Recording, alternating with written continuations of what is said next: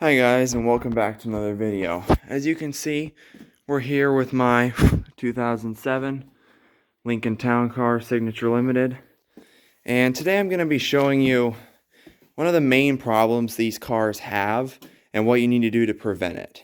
So, let me show you. As you can see, I just got the car, so I don't really have proper rubber floor mats yet, so excuse that. But if I lift up this carpet floor mat and feel the carpet down here, it's not really wet, but it's pretty damp feeling. And then if I go over here to the driver's side of the car, again, lift it up, feel under the mat, it's also kind of damp feeling. So what you got to know about these cars is these cars leak. Actually pretty bad if you don't do something to prevent it. So I know you guys might think, oh no, my rubber door seal is failing and you might replace the seals. Don't do any of that. What you really need to do is come in here, open up the hood obviously like I've done, and see this little cowl piece here and how there's a bunch of leaves and crap under there? You want to make sure that stays clean at all times, because there's this little, let me turn on the flash real quick. There's this little drain hole, you can see the flap right here. And if I lift up the flap, not only is there a ton of moisture in there, as you can see, ooh, I accidentally just pulled the flap off. I can put that back on.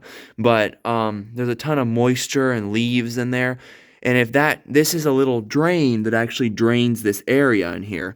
And if that drain gets clogged up, the water will back up. And there's actually a intake for the heater back in here underneath, that if it gets in there, it can leak into the floor of the car. So I'm gonna show you how to take off this little cowl thing right here and how to fix that. So what you're gonna want to do is there's two plastic screws that you take off to do this. One right over here, you can see that little thing right here, and one right over there. So I'm going to go ahead and take those off. An important thing to note about these plastic screws is obviously you want to be gentle with them since they're plastic. But more importantly, when you're taking them out, you have to screw them out like a normal screw. But when you're putting them back in, you don't have to screw them in. You can just push them in. So I'm going to go ahead and take those out, and then I'll be back when I'm done. Alright guys, so as you can see, I finally got the screws out. That one and that one. These screws, and this is what they look like. They're just plastic screws, but they're kind of long, honestly. These screws are one of the biggest pains to get out ever. This one over here is pretty easy because it's right in accessible reach. But this one over here is super hard because you can't get a screwdriver in there, and it has to be the perfect size or else you round out the head. So I ended up using just this little, I don't know what you want to call it, like screwdriver insert. And that worked decently well. I had to kind of work with it. I'm going to figure out if I can maybe just leave it popped out a little bit, so next time I can just work it with my hand, because that was really hard. But anyways, and you also want to be gentle with these screws. Anyways, after that, you just want to remove this little rubber seal here. It's not too hard.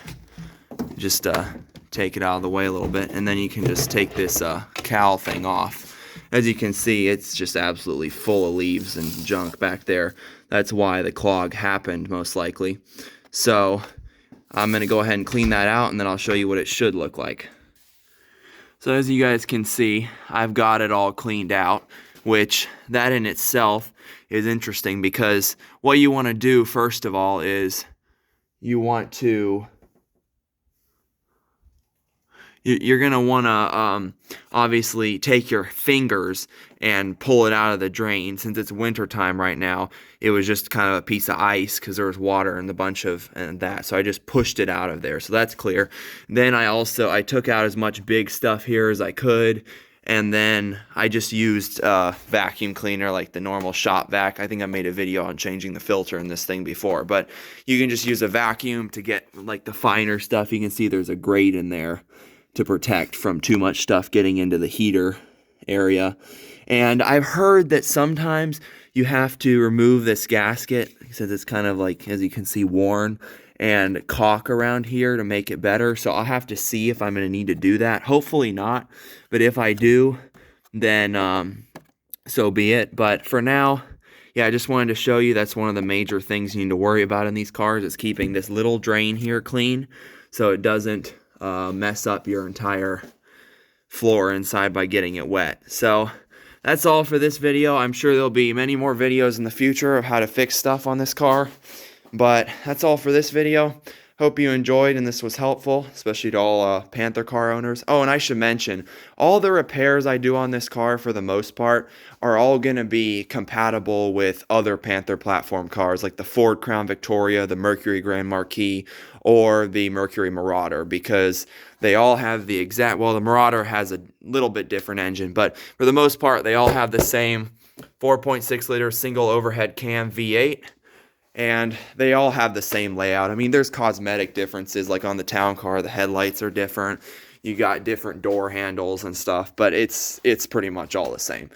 Anyways, that's all for this video. Hope you guys enjoyed and it was helpful, and I will see you in the next one.